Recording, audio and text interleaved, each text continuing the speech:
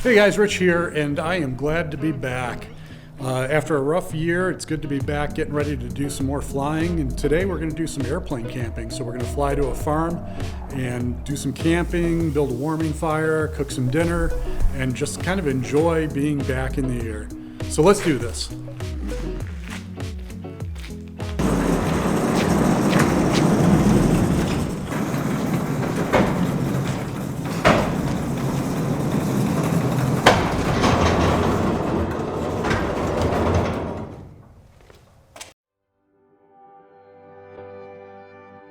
Lone Rock traffic, Orange Mall departing runway 36, Lone Rock.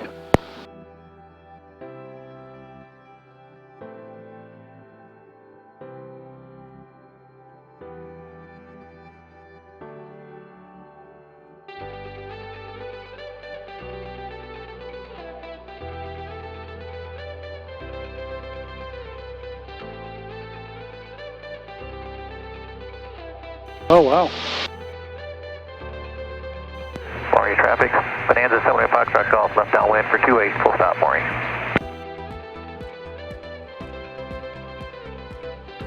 Coming up on the Wisconsin River here, big drainage. Drains a huge portion of the state. There's a couple dams on it. Right now it's pretty high.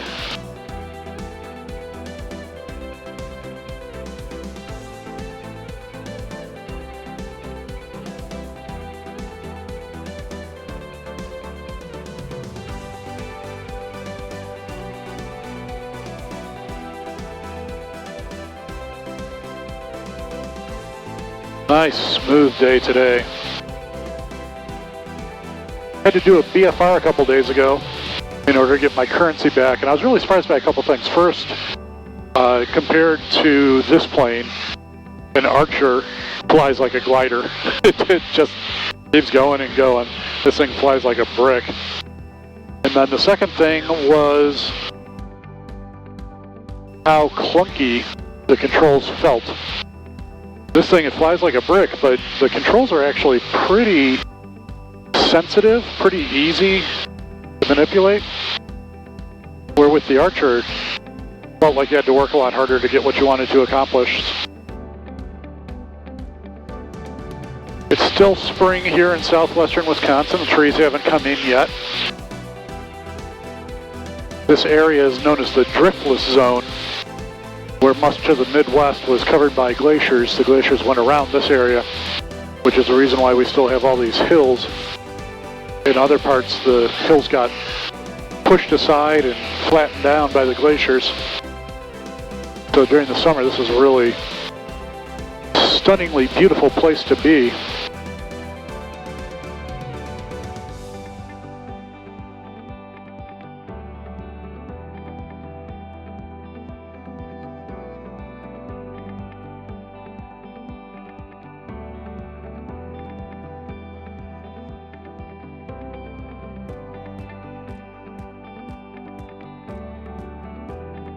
Maury traffic, 7139 Delta, 7 on the south, we'll be in left-hand downwind, 28 Maury.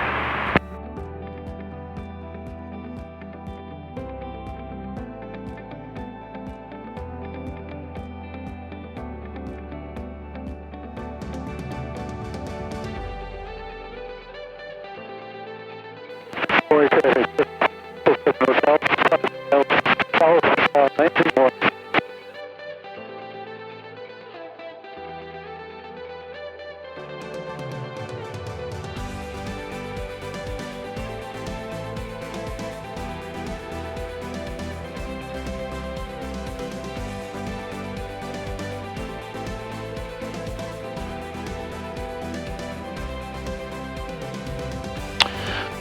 Well, that was a pretty good landing, so I think I should probably just quit for the rest of the summer. I don't know if I'm going to be able to do better than that.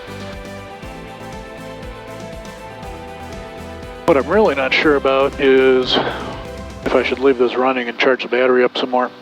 I'm going to go with no. I've got a way to get out of here. We can get a car to this location if we need to.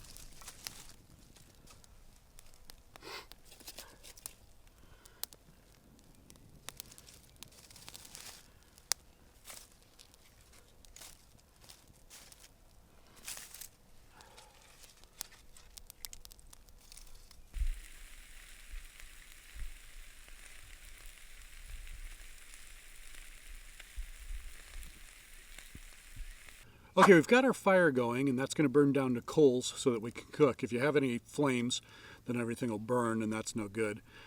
Today we're going to make peppers and sausage. Very simple dish. Great for camping and great for avoiding having to eat fast food or dehydrated meals or whatever. So in order to make that, we only have 3 ingredients: peppers, onions, and sausage. Now I like to give the onions a little bit more time on the heat. So what we'll do is we'll go ahead and take care of the peppers first, then they'll be on the bottom of the container. And that'll allow us to more easily get them out and put them into the pan before the peppers. And this is the dullest knife I think I've ever used. Unfortunately, I don't have a stone with me.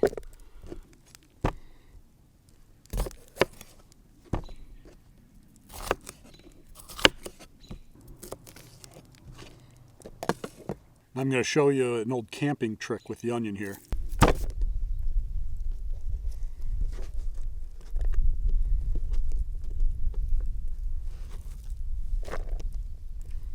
Okay, now that the veggies are done, we can go ahead and dice up the sausage. Some people prefer to do the sausage as whole links.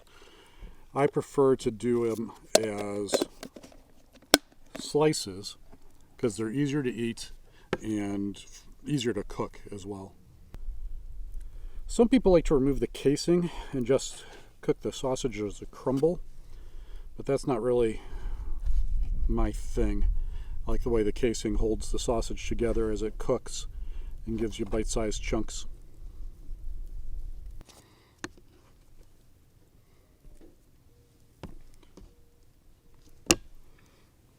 Okay, so we've got everything prepped and ready to go onto the fire. So what we're going to do is take those coals, we're going to put a couple logs on either side of the coals, and we're going to use that as our platform for the pan. We're going to let that start to warm up, and then once the oil and the pan come up to temperature, then we'll be able to add the veggies and the sausage.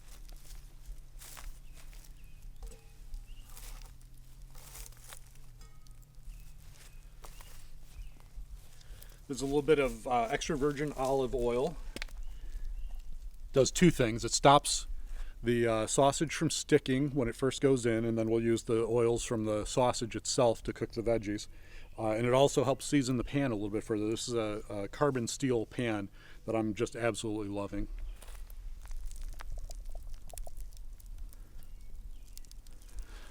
We're doing maybe a tablespoon, 2 tablespoons. Okay, so the first thing I'm going to do is add the sausage, and I'm going to let that get about 75% done before I add the onions and let them cook a little bit more than the peppers.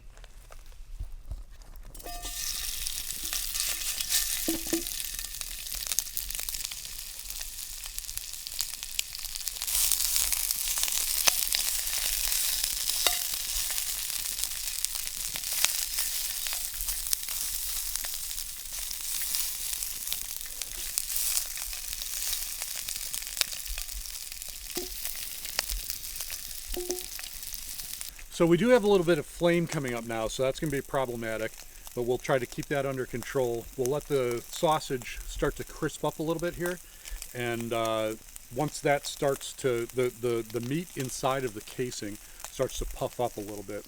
Once we see that start to happen, then we'll be able to start adding the veggies.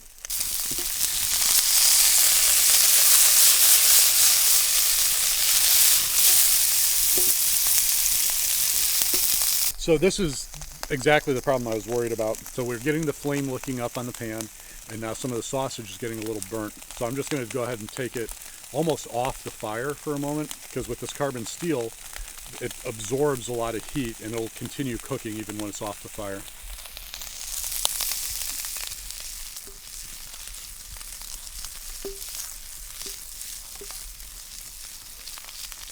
Okay, so our sausage is about 75% done.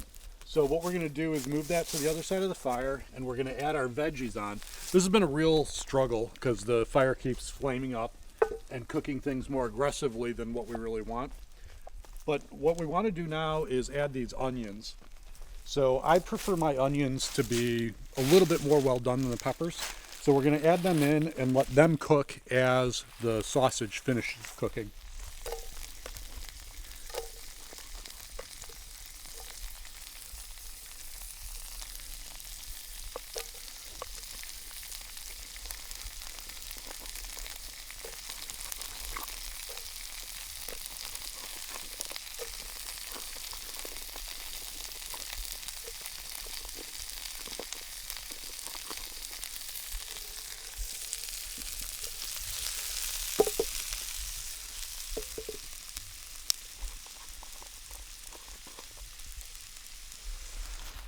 And then we've got a couple sacrificial peppers in there, but that's fine. They'll survive too.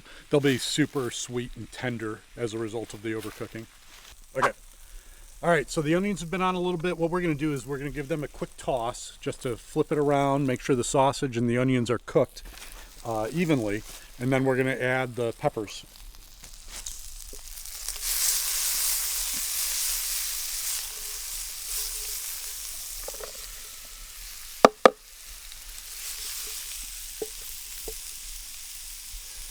And it looks like we have the heat pretty well under control now, so I've moved it a little bit warmer, give it a little more heat because we've got a lot of water in there now.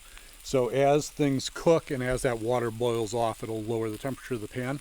So we want the sausage to finish cooking completely, and we also want the peppers to not be overdone. So I think this will be a good compromise in terms of that.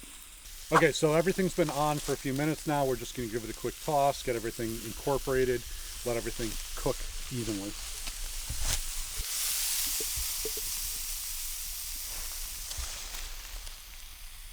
I don't have anything to say. Okay. Okay, so the sausage and peppers are done. We're ready to plate it up.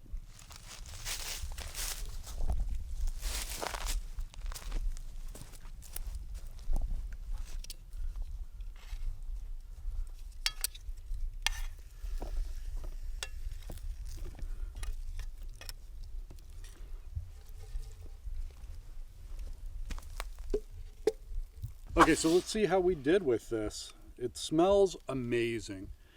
You know, we're out here in the woods and we've got the sunset and the smell of being out in nature, but the odors coming from the peppers and the onions and the sausage, it's just absolutely delicious. So let's see how we did on this. So the onions are perfect. The peppers still have a nice crunch to them. So we've got the flavor of the peppers. The onions have cooked down to sweetness. Let's find a little bit of sausage in here.